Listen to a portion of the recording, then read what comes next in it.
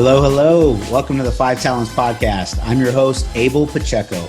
I interview the top commercial real estate investors and industry experts so you can learn from their experiences. So if you're an investor, a high W-2 earner, or real estate or tech sales professional that wants to invest in real estate without having to manage properties or leave your day job, then this podcast is for you.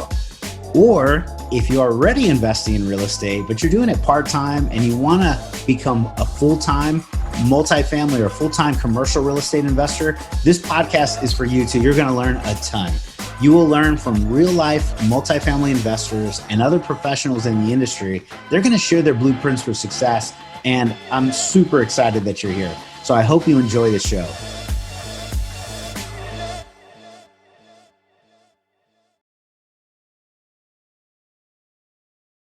Hello, hello. This is Abel Pacheco, your host for the Five Talents Podcast. We are super excited yet again to have another amazing guest on our show, Mr. Terry Heller. Terry, how's it going, brother? I'm awesome. Thank you for having me. Did you just say your podcasting team? Do you have is this like CBS? Is there like a whole studio behind you? What's going on, man? That is awesome. For the commercial real estate guy that I am, and which is funny enough, for 13 years in tech before today, I am probably about the least technical guy you'll meet. And I have to outsource. I have to make sure somebody can help us with all of the stuff, the podcast, the Insta, the LinkedIn. So you're exactly right. This is we're live on Facebook right now, but not Instagram, right? Yeah, we're live on Facebook only right now. We'll probably do a quick one on Insta just to say hello. I don't have any way to do all of it, but at least we have everyone here. So for those that don't know Terry, if you've never heard this name, you should Google. We're going to give you multiple things to Google, but let me just do a quick light intro, Terry, and then you can go through your background, which is pretty amazing. But so today, Terry is the creator, founder of Heller Holdings. They're privately held, really commercial, multifamily development or commercial development and holdings company. They provide a number of services: development, management, hospitality, consulting. They've managed all aspects of construction projects. They do, really full service shop, and they're in LA. So obviously, if you know real estate in the West Coast, very specific to submarket, you better be a shrewd deal finder to make sure that you can have the best opportunities to invest in. And Mr. Terry is all of that. And he's got one of these just amazing backgrounds. You're going to be super excited to hear. Hopefully we'll have a couple of stories to come out. You see this NWA double platinum, recording kind of picture in his background. This is an amazing plaque, and we'll talk about NWA, Ruthless Records, and some time at Atlantic, et cetera, et cetera. Terry, let me turn it over to you. Please give us a proper introduction. Who are you? What do you do? And let's just jump into a great conversation. Well, thank you for the intro. Listen, you said it all. I'm currently a real estate developer investor, primarily focused on multifamily, and I pepper in single family homes. I have right now, as we speak, 2 projects I'm doing in LA, single family homes, one in Newport Beach, one in Sherman Oaks, and which are one is a submarket of LA, and obviously Newport Beach is in Orange County. It's my first deal in Orange County, so I'm excited. And I currently have under contract an apartment building in Phoenix. So from this podcast, I'm jumping in my car. I understand there are airplanes. I'm going to jump in my car and I'm going to drive to Phoenix. And I have my inspection next week and, all the due diligence that goes with that. Recently, I tied up a deal about 3-4 weeks ago in Phoenix that did not work out. So, which is good and bad. The bad is it didn't work out. The good is I now have a little team in Phoenix. So this second round of trying to get a deal done, I'm a little better prepared. Prior to real estate, I owned a little restaurant group, And in 2012, I opened up a concept called Plan Check Kitchen and Bar. And for those of you that don't know, Plan Check is another acronym for the building department. So I was adjacent to the building department on Sawtelle, which is in West Los Angeles, West LA. So being a real estate guy and being next to Plan Check, I called it Plan Check. Did that for about 6.5 years, kind of took a little departure away from real estate. I'm back full time. I got out of the restaurant business 24 months ago. I'm really feeling bad for people that are in hospitality right now. Yeah, it's a It rough looks time. like rough time, but it looks like there's some light at the end of this COVID tunnel. Yeah, we got a So couple of vaccines. People are getting out there a little bit more. I think, the more and more vaccines that come out and people are willing to accept that, yeah, hopefully things get a little bit back to normal, at least in the next year. well, I got to tell you that the sign for me is the traffic in LA. So it's pretty much like it's like the other night I had to get from LA to where I live. I live in the suburbs, in the Calabasas, Westlake Village area. So it was like back in the old days, it took me an hour to go 30 miles. So, Yeah. but I'm happy to be here. Before the restaurants, I had a career in entertainment. My first job out of high school, and the only job technically I've ever had was working at Ruthless Records. So in 1991, I started working for them. About 94-ish, I left and started a music video directing and producing career that lasted for 10 years. So I'm happy to touch upon all things Ruthless, real estate, restaurants. Yeah. Let's R to the third power. So let's get it cracking. I love it. So let me pause here because there's a lot that we want to dig into. For the commercial real estate investors, whether they're general partners, a limited partner, passive investors, or just somebody that wants to learn a little bit more about investing, looking at your bio, Terry, it sounds like you've done 10, 15 plus projects on your own, and then you've consulted for many, many more. Can you give us just a high level idea? What's the volume like that you've been in for commercial real estate? How many either transactions or doors or millions of dollars or however you kind of measure, just high level? All right. So in aggregate, so I got into commercial real estate in 04. I bought a building in Long Beach, a 16-unit building. That was my first deal. And from 04 to the correction, so let's call it 08, 09-ish. In those 5 years, I did a couple $100 million worth of deals. Got it. And what happened was when the market corrected, fortunately for me, my worst performing deal broke even. And my banker, who was based in Chicago, had a portfolio in Southern California of assets. And they started needing assistance because these deals were having issues. Primarily, they were highly levered condominium projects. So over the course of like 08, 09 to 2011 and a half, I did 17 projects for them. So I'm trying to, I probably did from 04 to 9 as a principal about 15, 16 projects. Cool. I've consulted on 17. In the process of the recession, I put a hotel deal together in Hollywood. And then when I came back to real estate 2 years ago, I've done about 10 deals now.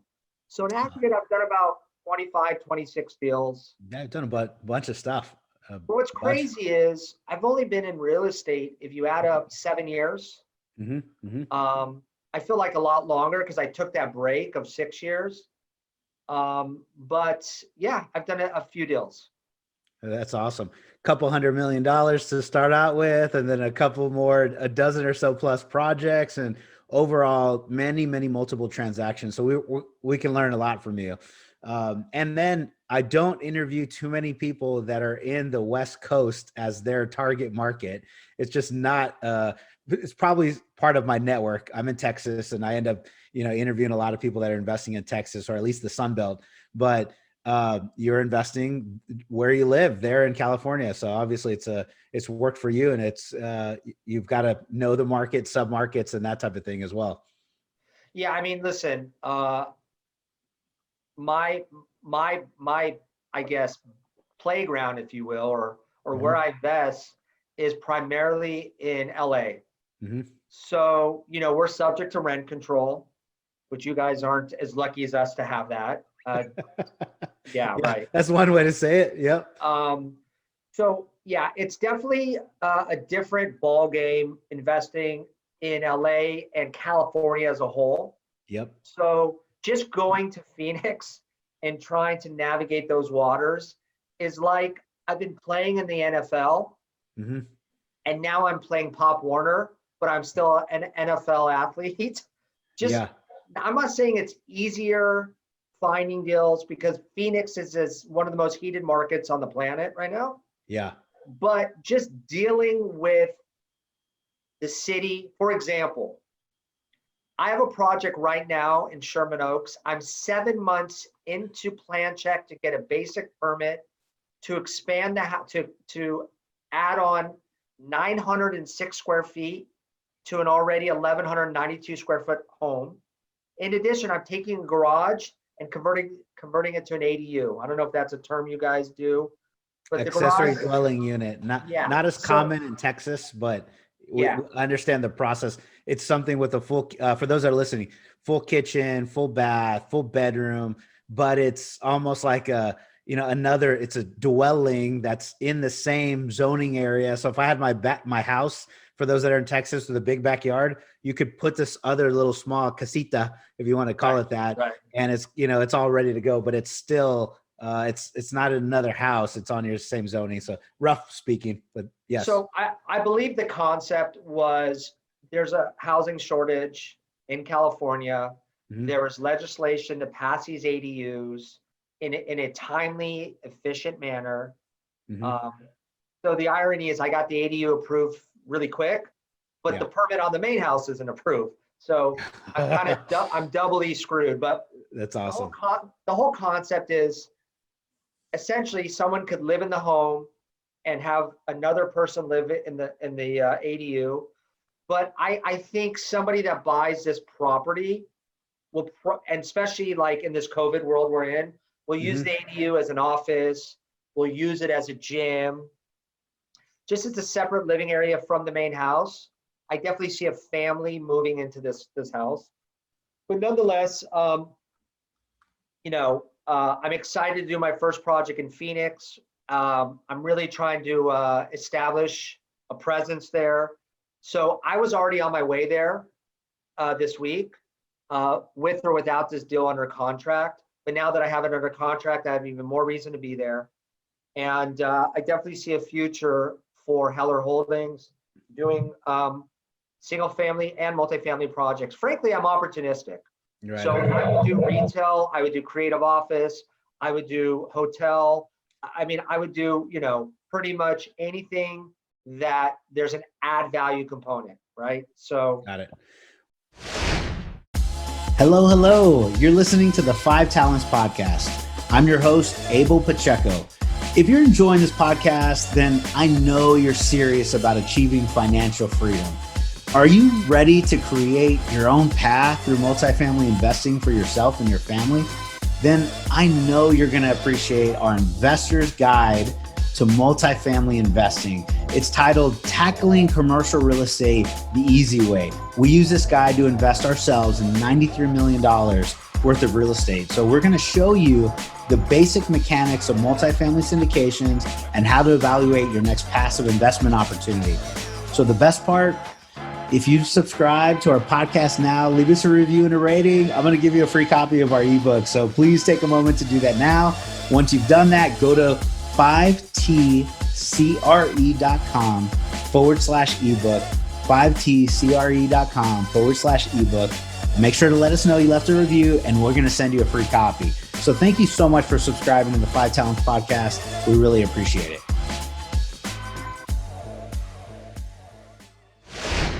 Well, let me pause you here too as well. So thank you very much for the insight, right? It gives us a good idea. Number of transactions, hundreds of millions of dollars that you've completed. You've been in your backyard under these super strict guidelines that you have to work within. And now, okay, stretching to a new market. At all the deals that you've done so far, roughly speaking, how did you put those deals together? Was it your own financing, or your own capital, your own equity? Did you raise? Did you work with other partners? They had capital. Just at a very, very high level, broad stroke. How do you do those deals? How are you putting them together? So let's talk about that in two parts. We could Okay. talk about Terry pre-divorce and Terry post-divorce. Okay. Oh, I'm got an, it. op- Got I'm an open book, as you know, Abel. So, it. Mhm. so when I got into real estate in '04, I just was in the cash and where I was at financially was just different. Mhm. So I had like one partner, two partners, but frankly, I wasn't a syndicator. Every deal that I did, I was hands-on, general partner, ran the deal, managing member, found the deal, handled construction, handled whatever we had to do. So that was my first. That's Terry, 1.0. 2.0 is a little different now. So I am doing some syndication. I put my own money into my deals. I've started off doing smaller deals, but I actually like some of these smaller deals. When I say smaller deals, let's say 2 to 8 million. I think specifically in LA, any deal that hits a certain size Mhm. is going to be widely marketed, highly, I don't know what the right term is, coveted. There's not a lot of secrets on $10+ million deals in LA, meaning it's going to have a very strong listing broker. It's going to be widely marketed, and there's not going to be any kind of smoking deal to be had. Got it. Where in the smaller space, it tends to be a little more fragmented, mom and pop sellers. They're hiring friends, they're hiring residential brokers. It just becomes a different type oh, you hear an echo here? Slight one. I don't know what to do about that. See if do you have the recording on Facebook going by any chance? I think I'm good now. Oh, you are? Test. We're good? Let me see. It's really when I spoke. Okay, I think we're good. Okay. I I think that's apologize, whatever you everybody. did. No, you're good. So, So, so in the LA market, the smaller deals, I think they're still they haven't. There's still room for some upside. mhm, mhm. Um, so I kind of do not mind playing in that world. Obviously, it takes the same amount of effort to do a 12-unit deal as it does a 50-unit. Yeah. So I would like to scale up, and I am going to. I think in Phoenix, that's a market. Once again, though, Phoenix, I don't know if this is true. I don't fact check, but I've been told that Phoenix is one of the only markets during COVID that had rental growth on rental growth. So it's pretty remarkable, right? So there's just a lot of money dumping into Phoenix right now.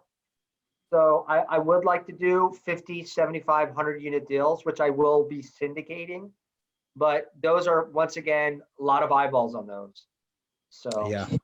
Okay, well that's good. It gives me some good understanding, and then also a lot of our audience, because some people syndicate, some people are doing JV deals, some people are using their own money, et cetera, et cetera. So Terry comes from those background of doing multiple different opportunities, different ways, and now syndicating. And I like in the LA space, or saying, hey, the small deal, 2 to 8 million, but in Texas, 7 to 10 million will get you anywhere from 80 to 100 doors. So different backgrounds for sure, and different what's your markets. average? So when you say Texas, obviously Austin's a lot different than, Yeah. you know, Excluding Albuquerque. Austin, let's exclude some Austin, but in San Antonio, Texas, 75 to 120 a door. In the B, C, maybe a low valued A might be in the 120s up. Now all the prices are going up right now, but that's typical of that type of real estate right now. And yeah, so different sides of the coast, West Coast versus our South Gulf Coast, right? Well, But I gotta tell you though, mhm, it's curious. I'm curious to see in the next 60 months, 5 years, mhm, who has the most growth from where we're at today, right? Because mm, I certainly will bet on Texas will have a lot more growth. I mean, from the jobs to just, I think people a little fed up with too much regulation, tax. Um, but just to give you an idea, if you could find a deal under 200,000 a door in LA, and if yeah, you do, it's going to be like in the peripheral markets, Northeast LA, which is very hot, which would be like Boyle Heights, Glassell Park, Echo Park, that kind of thing. You're doing well. But deals trade here, like you could buy a deal in West LA. I have a friend right now buying a deal in West LA, and he's excited because he thinks there's upside, and he's paying 450 a door. yeah, I love it. And Well, right that's now I'm looking at a deal in West Hollywood, which I would say the deal has the potential to be, it's an old, really cool, classic, gorgeous. I mean, the bones are there. It's just weathered, the building. So I'd say the building has the potential to be an A building in a, let's call it an A area. So let me define A, like an A plus area to me would be Hollywood Hills with views, which there's not a lot of apartments there. Anything near the beach, looking at the ocean. So that's A plus. This would be a solid A because you're between Sunset, Santa Monica, prime real estate. I'm excited if I can get it for like 315, 320 yeah, a door. yeah. And that would be a smoking deal, That's Abel. cool. That's smoking. So There you go. There's the West Coast. Well, yeah. so this has been awesome talking with you a little bit about what you're doing today. And if I can, I'm going to rewind 1 second and say you had one of those backgrounds that led you to commercial real estate, which is probably unlike a lot of our normal guests. Our normal guests are, oh yeah, I was a single family and a W-2 job, and there were single family investors that went to commercial multifamily. Right. But you came from like Atlantic Records. Well, no, I was Ruthless never at Records. Atlantic Records. Okay, sorry. Ruthless Ruthless, Records. Ruthless Records. Give us some idea of, what led you to commercial real estate in the first place, and then what did tell me about, how you started in the music business that led you here too. Nepotism. I I mean, love it. I'm going to keep it. I'm going to keep it real. So my uncle Jerry Heller was a very seasoned, known rock and roll music guy. He fell on some hard times, and while he was reinventing himself, I'm trying to think what year this is. 85. So he was in his mid 40s. He stumbled upon this new thing called rap music and hip hop. So before NWA and before the Eazy-E's, he worked with a group called LA Dream Team, Egyptian Lover, Rodney O, Joe Cooley. So these are some of the original LA first like hip hop acts. This is like mid 80s, 85, 86. Then he started representing this group called the World Class Wrecking Crew. Do you know who they are? I do know the World Class. So World Class Wrecking Crew to me was like the rap version of the Temptations. They wore like sequins and makeup, and they were really smooth. And Dr. Dre was in that group, right? So that was my next thing. So the Dr. Dre, I actually met Dr. Dre when I was like 13. So that's how long I've known those guys. So Dre was in that group. And then from World Class Wrecking Crew, Jerry was introduced to Eazy-E. And coincidentally, Eazy-E was formed NWA. I mean, we can get into the movie. The movie isn't super accurate, but Eazy was the vision, and he was the impetus for putting NWA together. So he pulled Dre from World Class Wrecking Crew. He pulled Cube from a group called the CIA, and formed NWA and said, what the F are you guys doing? We need to talk about what we do, how we're living.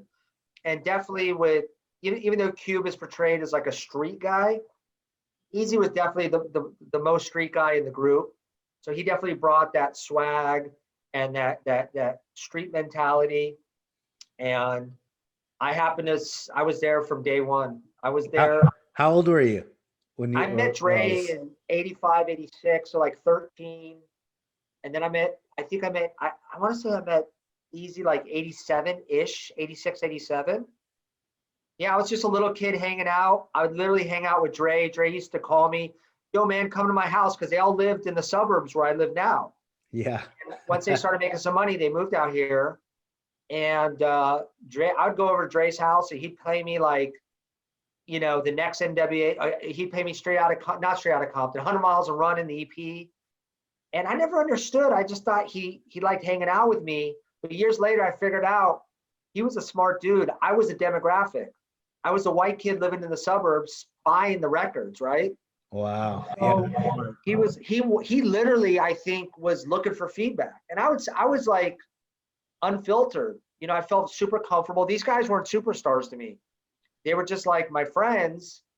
So I would say like, oh, Dre, this shit is horrible. This is whack. No, oh, I love this. Like, I remember doing that with him. So before I ever had an interest in entertainment, I was just a big fan.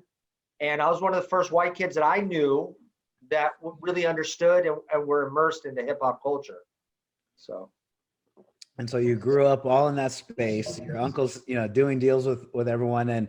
And so how long did you stay in the music business and kind of how did it go from there?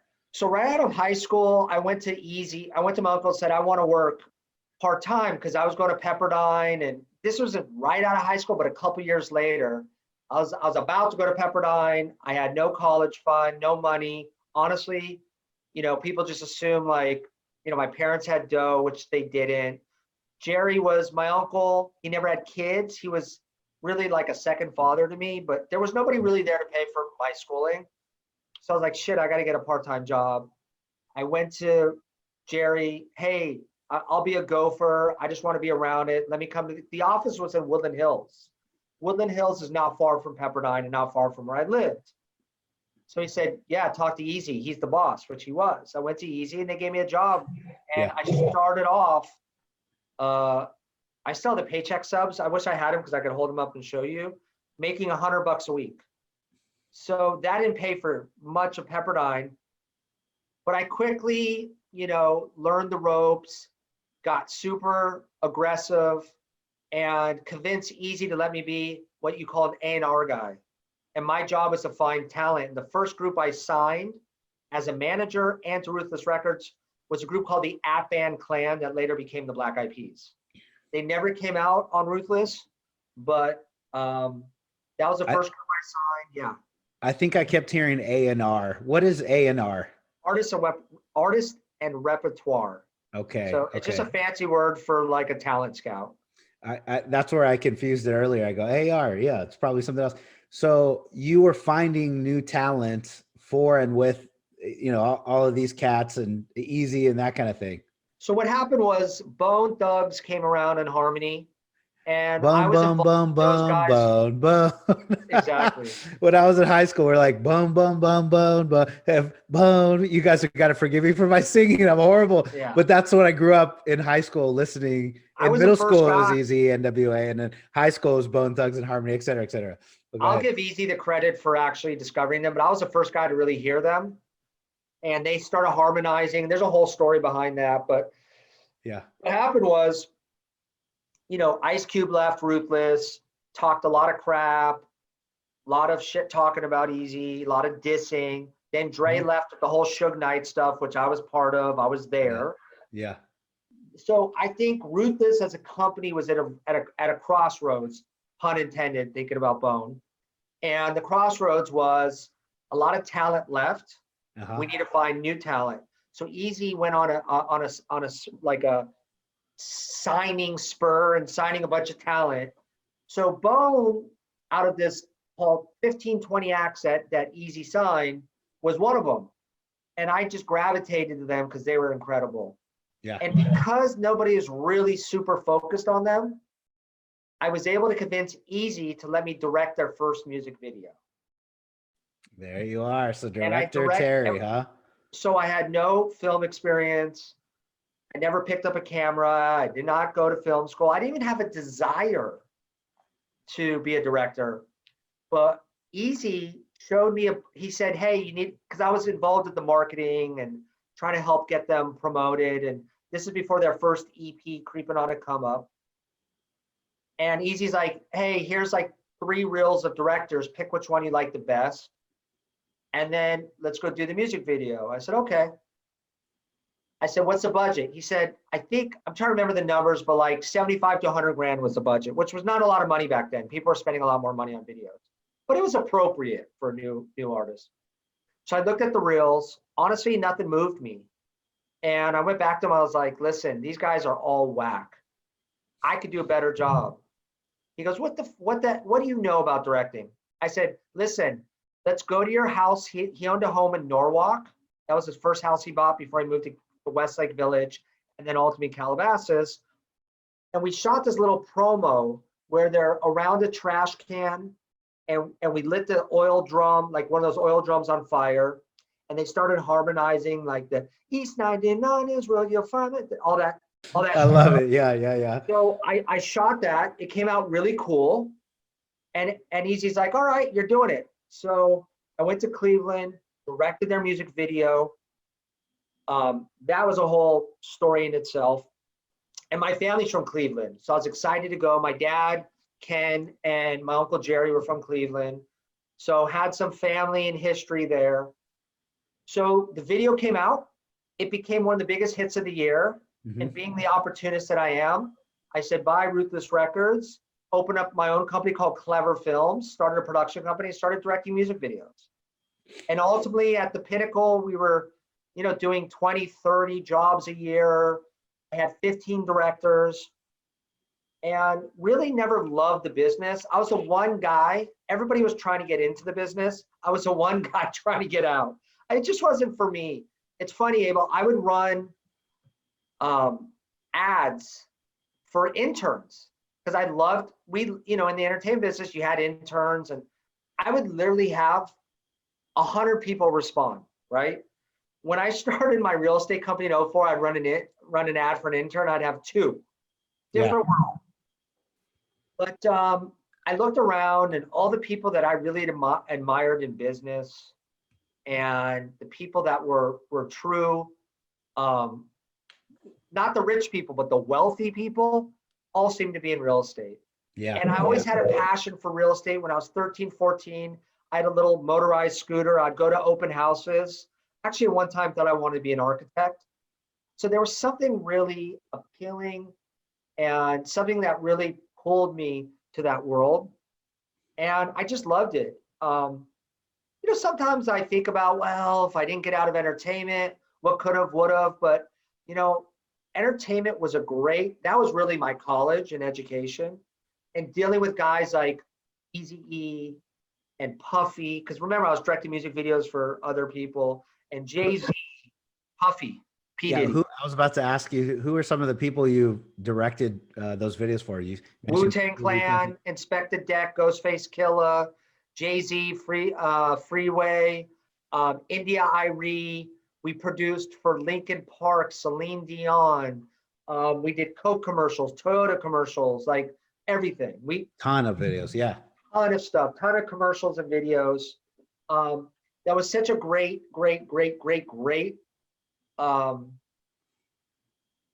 place to really hone my skills. And if you were to ask, what did I really learn? I learned at a time where I did not have experience, how to assemble teams and how to always look for people, Abel, that were more experienced, better than me. Hey, why does it say chat down here? Oh, that's you. Okay. That's me. Got Very it. good. This is so I'm going to pause here too, because there's a number of things that I heard that I want to make sure that we really restate, right? The fact that you didn't come from money, you and your family, to $200 million plus of transactions is a chasm that a lot of people have a hard time with, because automatically they hear, well, I would think if I heard, oh, NWA, Ruthless Records, Easy, all these guys, and producing all this stuff, that they kind of automatically assume, oh, well, his uncle was this, and so he has money, and et cetera, et cetera. But like many of the stories or people that I talk to, The people that do extremely well, they didn't really come from money. They created wealth and they created opportunities, and they just were persistently, would drive persistently towards the next deal, the next opportunity. And what I heard also from you is that, you capitalized on these successes where I think some people may have rode a wave with a Ruthless and making that video and seeing what was there. You said, hey, I'm going to capitalize on my success, and you went to go create your own. That's pretty awesome. I think that's good, but what I didn't understand at the time, being so young, and when you do have some success as a young person, Yep. it could be dangerous. Mhm. I never developed patience. Mm. And Yeah. and it took me a lot of years to understand that you gotta have skin in the game. And 1 year, 2 years, a decade isn't shit, Abel. Am I allowed to curse? You've been, it's okay. You're in a good spot, man. Just Okay. keep it coming. Be All real, right. be I'll, you. I'll It's try to all good. refrain. I'll Be try to real, be refrain. you. It's all good, Terry. Just be yourself, brother. So I've really, looking back, I was a little too ADD. So, I definitely learned. But let's talk about what you said. It wasn't, I did a $200 million deal. My That was first multiple, deal. many transactions, 200 total million. Yep. So my first deal ever was a deal that I found. So basically, when I wanted to get into real estate, I had a couple friends that were pretty well established. One of them had a father that started buying apartment buildings. So at the time, they probably owned 30 or 40 buildings, okay, in prime LA. I had another buddy, probably about 15 years older than me, who was pretty successful financially. So I was watching these guys, and what I realized was I don't have any relationships, no track record. So when I started calling brokers saying, hey, bring me deals, it's like, get in line, buddy. Because during that time, it was a heated market. It really was. So I said to my friend, Ari, who was my peer, and we've known each other since high school. He's the guy that came from a real estate family. How can I find deals? What are you doing to find your deals? Because it's impossible with these brokers. So, well, I write letters. So I started writing these letters. And because I had this little platform of my production company, I started sending out thousands of letters. And the first batch of letters I sent out, I don't remember the exact number, let's call 5,000. I chose Long Beach. At the time, nobody in LA was investing in Long Beach. And Long Beach, I got to be honest with you, I really think Snoop Dogg made it seem like Long Beach was this big, shady hood. And Long Beach effectively was as diverse as LA. 52 square miles, 500 plus thousand people, all kinds of different pockets. So first of all, I love when people tell me not to do something, okay? Or that's not the right way. And I learned really quickly in real estate, most real estate people, with all due respect, are sheep. So they tend to follow what other guys and girls are doing. So whether it's an opportunity zone, a condo conversion, an ADU, a this, that, the other, co-living, there's not a ton of original ideas in real estate. So I sent out Abel these 5,000 letters, and I get a call. I get a few calls, but I get one call from a guy that's actually a preacher or a pastor. I think he was a pastor. He said, look, by the way, my letter was a very honest, authentic letter. Hey, my name's Terry Heller. I own a family business, and I'm starting to look into real estate. And at the time, I was partners with my ex-wife, and she does the design, and we're looking. I was a very, what I would call a heartfelt, real letter. I'm not looking to list your property. I'm not a broker. If you have any interest, please call me. So I get a call from this pastor. He says, I have these 16 units. I'm about to list it. I want $3 million. It might have been 2.7 to 3 million. But I've already committed to a broker. Call this broker, and you'll have a first crack at it. I call the broker. I went and toured the deal, and immediately I loved the deal. It was a condo deal that went bad. At the time, I didn't know. Late 80s construction. So at the time, it was a later vintage building, clean, in an area that I saw some progress in downtown Long Beach, or I thought progress would be coming. I didn't know one person that owned a building in Long Beach from LA. I tied up the deal, and one of these guys, one of those two guys I mentioned, had a banking relationship with the bank that I ended up having a long-term relationship with, that I did all the consulting for. And effectively, the deal, I went to them, they were interested. All I had to raise, and I know this is going to sound like a lot of money, but on a $3 million deal, and then the construction component, I needed to raise about 450 grand. So they gave me a very high levered loan. So 450 grand was not an impossible number at the time. What I discovered, Abel, during due diligence is this was actually a condo that never was realized. And I thought to myself, well, maybe I'll finish the conversion. And that's what I did. I realized during escrow that, oh my gosh, I could actually convert this to condominiums. And I did it, sold it. So that whole deal took 12 months. And I got very lucky. I worked really hard. I thought I had a good, eye for design. And, so the $450,000 was not an impossible number. And that's how I got started. And I did go to those two real estate guys. We each put up 150 grand. By the way, I knew nothing about a promote. So I didn't take anything extra, but I found the deal, ran the deal, and then did all the work. And I shortly, I would say 5 or 6 deals later, realized, wait a second, I'm working for free. I'm putting in a share of the capital. Yeah. But anyways, that was my sort of entree, if you will, into real estate. Get it on, Terry, get it on. That, even just that. So for those listening, there's a couple things. You wonder how you find deals in the commercial space. And a lot of times it's brokers. Very rarely do you go direct to seller owner. But if you take the time, write 5,000 letters, you find one. And that one is the one that Terry did. And then as he hustled and grinded to go put it together, that word promote is, if you're syndicating a deal, there's a portion of the general partner stack that you can say, hey, I found it. I put it together. I put the team, I put the execution plan.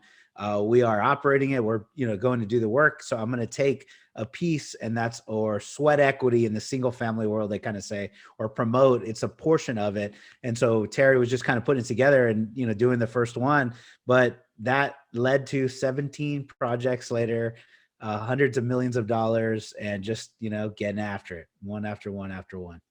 So I don't know who your audience is, but I will tell you this. And this question's asked of me all the time, because I did it in the restaurant space. I did it in videos. I think for me, the secret to being able to do those things was just the self-belief that I'll figure it out. So that's the first. And I got to be honest with you, the person I accredit that self-belief and that idea that I could do it is Eazy-E, 100%. Because I saw a guy that was 5 foot nothing, literally 5'1", with no education, not a lot of money, literally come into a field. He wasn't even a rapper. So the stuff in the Straight Outta Compton movie where they show him like that was all true. So when Ruthless started getting momentum, he wanted to do a film company. He wanted to do this. By the way, if Eazy was alive today, he'd be a multi-billionaire. Because I know Eazy, he would have gotten into tech. He was such a cool dude that all these tech guys would have pulled him in. Whether it was, Silicon Valley, he would have been in because he was a guy that saw the future. And, Jerry and Eazy were doing deals. They were structuring deals in an industry that didn't exist for smaller operators. They had true ownership of their masters. They were making money. Instead of making $1.60 a record, they were making 375. I mean, they were doing things that were ahead of their time. And there was no doubt that Easy would have cracked the code on this new world. Easy would have been the guy that'd be into Bitcoin. He was just always looking around the corner at what's next.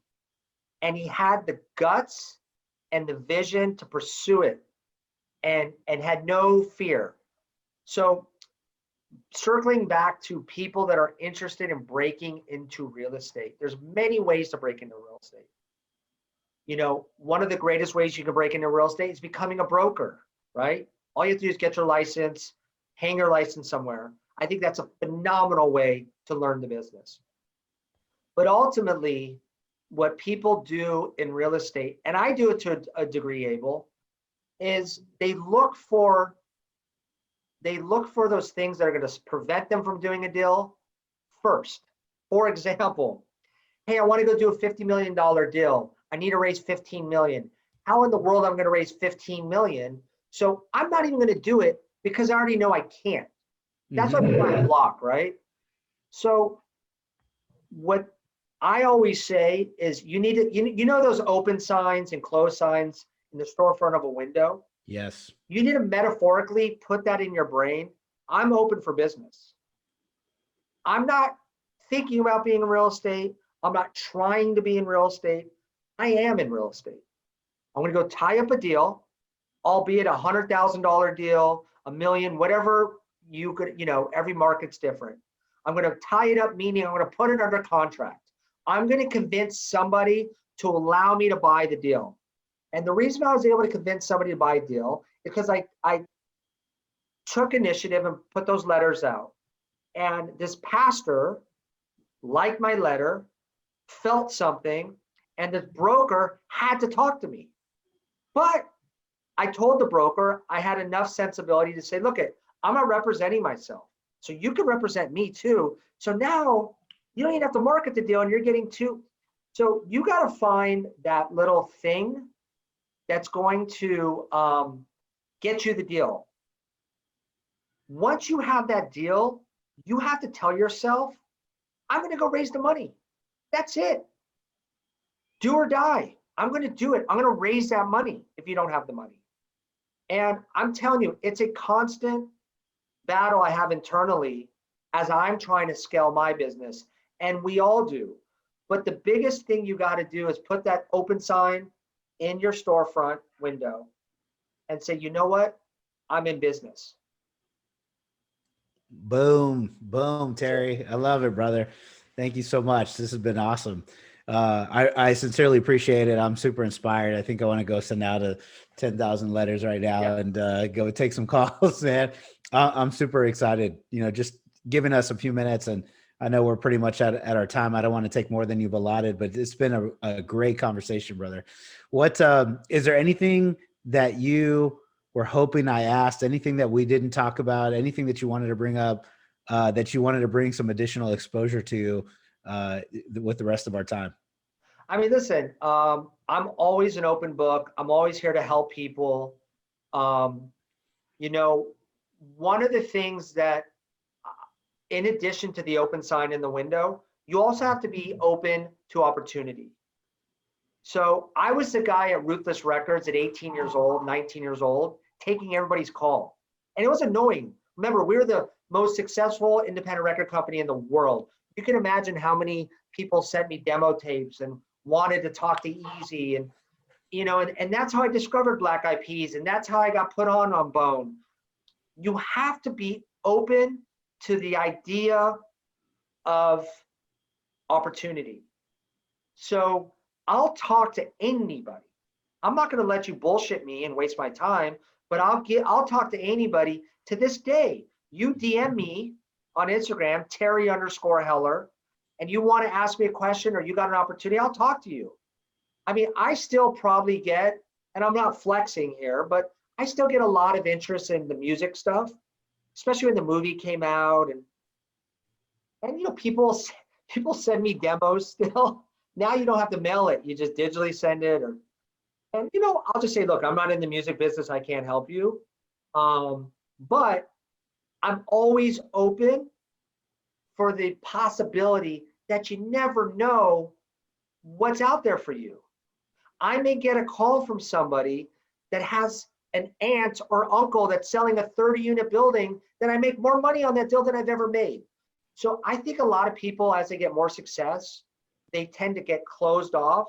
They kind of want to, they have their blinders on and they have people to handle stuff. So, I think one of the biggest things you have to do is put that open sign in the window and actually be receptive to and believe that there's always opportunities out there for you. And look, I hustle to this day. So the reason I found this Arizona deal wasn't from a letter, but I had a broker that was working with me on this last deal. And I said to her, listen, I'm so sorry this didn't work out. Let me ask you a question. And I know this is counterintuitive or counterproductive to your business. What other brokers out there, what other hungry young brokers should I be talking to? She gave me a guy's name because she was working on a deal with him. I called him. He didn't call me. And in 48 hours, I had a deal under contract. So I never rest on my laurels. And, you got to be open. Obviously, if you have 4, 5, 6, 8,000 units, your business transforms and it changes and it evolves. But, I found that deal from sheer, picking up the phone and dialing for dollars, as they say. So I think that really the people that are waiting for that opportunity, that are waiting for someone to give them a big green light in the sky to go, nobody's going to do that for you. You got to do that for yourself. So that's one of the things that I try to teach people. If I speak to a group or a class or do one of these, that the person that's going to create that opportunity is you. That's it. All right. Thank you very much. Number 1, self-belief. 2, be open to opportunity. And number 3, you got to do it for yourself. Go get it.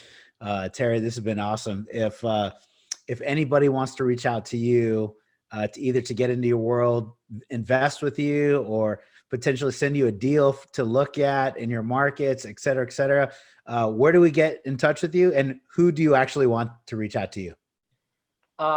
Thanks for asking that. So let's talk about what I'm looking for. So I'm in the Phoenix market now. I'm heavy in the LA market, Los Angeles County, Orange County. I'm also interested in Miami. I have a lot of relationships in Miami, love Miami, so South Florida. You could reach me. My email address is Terry, Terry, at Heller-holdings.com. You could also hit me up on social, Terry_Heller. And so I'm looking for more deals. I'm always receptive to there's somebody I meet recently in Phoenix who's another guy like myself. And he said, hey, would you be interested in JVing if I brought some deals? You bring your network, I'll bring my local expertise. So if someone has a deal in any of those markets, hit me up. If you're a broker, hit me up. If you're an investor and you're interested in investing, I'm always receptive to chatting. Yeah, I'm happy to help anybody out there. If anybody wants to talk about how to get started, please hit me up. All right, Terry, you're the man. Thank you very much for being so generous with your time. Sincerely appreciate it. This has been a really great conversation, and just humbled and appreciative that you would join us. So thank you very much, my friend. Do you have one more? Do you want an easy story, a Dre story? Can I leave you with a little? If you have more time, I just don't want to be, I don't want to take more than you have allotted, but I have as much time as you want to stay on, to be honest. Okay, I got this one Dr. Dre story. And by the way, Dr. Dre is another guy that, and I still am somewhat close to Dre, believe it or not, even with all the movie and the Jerry Heller and actually when Jerry passed away, I inherited a lawsuit. He was suing them. But one thing that Dre did teach me is that guy worked so friggin' hard. He literally would lock himself into the studio and was so hyper focused, and tunnel vision on his craft and honing his craft. But first day on the job, I don't even know if Dre knows this. I'm at Ruthless Records. I'm ready to go. I'm excited. I get a call from my cousin, once removed. So my dad and Jerry's first cousin, Gary, listen, Dre was in the process of moving homes, same neighborhood, bigger house. There's a problem at Dre's house. The movers need you to go over there. Go over there. And also Dre's Corvette, you need to figure out how to get his Corvette from the old house. I think they were on the road or out of town, from the old house to the new house. So I go to Dre's house, and I of course knew where it was. I lived around the corner, and you know, these movers are there, and these guys are like tatted up, and these are like guys that look like they might have done some time. Definitely some interesting guys. And I go to the house, and like nobody's really supervising the move. I'm trying to remember if Dre had an assistant there, but the movers are like, come here. So I walk into Dre's bedroom, and on the floor of his closet, they laid out a comforter, and there was like 30 guns. Shoot. And I'm not talking about, and by the way, I might have shot one gun in my life. Yeah. Before that, I shot none. I shot one gun, maybe two in my life. I'm not a big gun guy, right? Mm-hmm. And, you know, I've never smoked pot. I've never shot a gun, never done a drug. People find that crazy, you know, with my background. So I walk in there, I call my cousin, and I'm like, what am I supposed to do with this? He goes, not my problem, figure it out. I go, what? Are you kidding me? So I say to the movers, all right, help me pick these guns up. I'm going to put them in the Corvette. Now, the Corvette had this little alcove thing in the back. Yeah. The guys are like, I'm not touching those. Like one of the guys I think said, man, I'm not touching any. And we're talking about street sweepers, semi-automatic, automatic weapons. And like, you know, Dre's not a dull gangster, but you know, he was a young guy. He liked his guns. So can you imagine my first day on the job? I'm carrying these guns, putting them into the Corvette, and driving his Corvette, not my Corvette. I'm 18, 19 years old with transporting guns. I don't know where I'm like, where's the registration if I get pulled over? Albeit it was like a half-mile drive, maybe. Yeah. But that was my first day on the job. That's too funny, man. That story. could have been a different life for you. So something happened out there. Yeah, that's awesome, man. Well, that's part of the game, I guess, back then. And I am from Texas, obviously. We do know guns and like our guns. We do have all that good stuff. But the weight of 30 guns, if you've never felt it, that surely sagged the springs for that Corvette. I know it. I was terrified that they were going to just like, what happens if I didn't know how to hold them? These guys are like clowning me, the movers. I'm like, fuck you guys, like help me. They're like, we're not touching these. Yeah, no. So anyways, that's the first day on the job. But it wasn't all about guns and sex, drugs, and rock and roll. There was a lot of business lessons I learned. It was all about business. These guys are tremendous businessmen. And I learned so much from guys like Puff and Jay-Z and Easy and Dre. I've learned more from those guys than Harvard grads.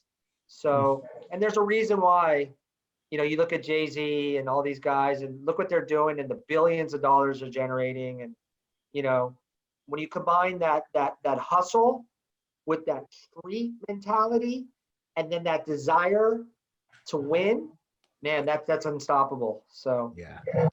Get it. If we do it again, I'll have more stories for you, but I really appreciate your interest, Abel, and the time.